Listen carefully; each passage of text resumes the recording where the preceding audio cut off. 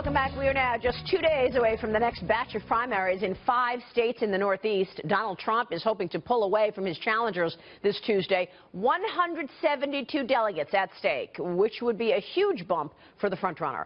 He currently has 845 delegates to Ted Cruz's 559 delegates and John Kasich's 148.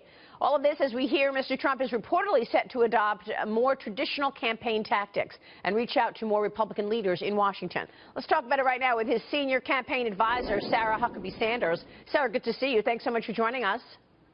Thank you. Good morning, Maria. Is Donald Trump changing his tone going into Tuesday?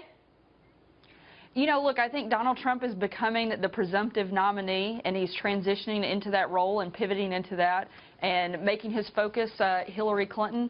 And as you see him do that, I think he's laying out a very clear vision for America and doing things like the big policy speech he has coming up this week. And so I think you're starting to see some transition, but at the same time, Donald Trump will always be Donald Trump, and that's what voters love about him, and you're not going to see that change. Yeah, I'm looking forward to this foreign policy speech that Donald Trump is going to be making this week, because we're at that point in the campaign that people really do want specifics and some substance. Can you give us a flavor of what this speech is going to be about?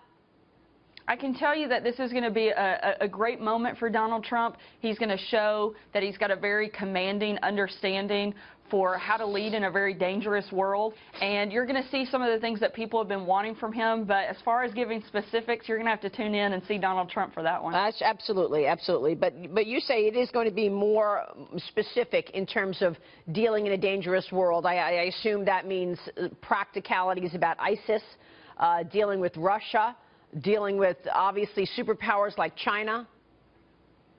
Absolutely. I think you will see, again, him give a very clear vision of what, and a very strong understanding of where our place in this world is.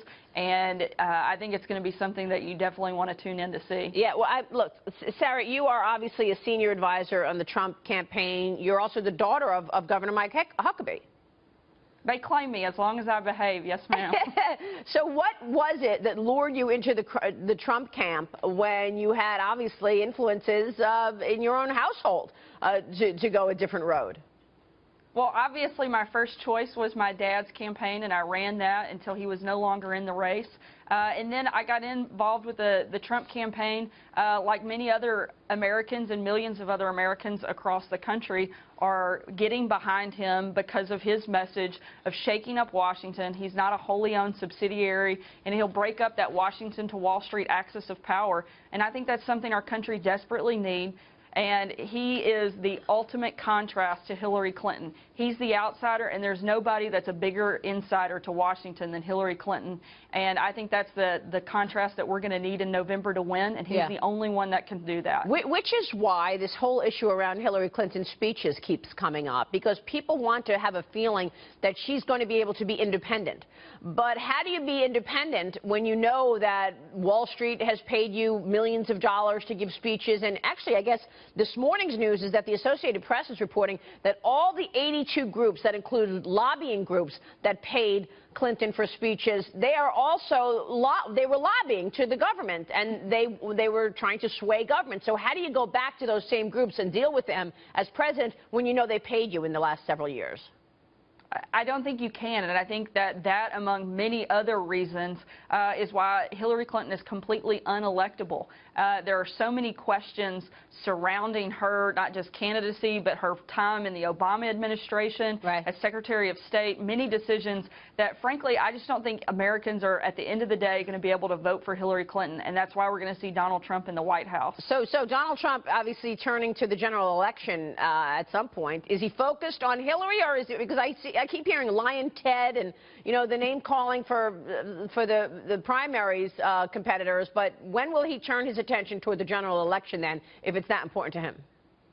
Obviously, he's still got to, you know, officially clinch the nomination, which I fully predict that he will do. This Tuesday? At this point, you know, I think he's going to have a really good Tuesday. I think all of the states that are voting, all 5 of them, are certainly in his favor. I think it's going to be another big night, just like we had this past week in New York. And I think that Donald Trump is unquestionably the only one with a path to the nomination at this point. In fact, I've called, and many others have called on Ted Cruz to follow the advice that he gave John Kasich when it became mathematically impossible for him to get out of the race. He's hit that point. I think it's time for him to do that. Let's unify behind Donald Trump so that he can focus completely on Hillary Clinton, our real target, and be able to take her down in November. Yeah, well, that's certainly the thinking of our next guest. Sarah, good to talk with you. We appreciate your time this morning. Thanks so much. You bet. We'll be watching. Thank you, Maria. Sarah Huckabee Sanders joining us there.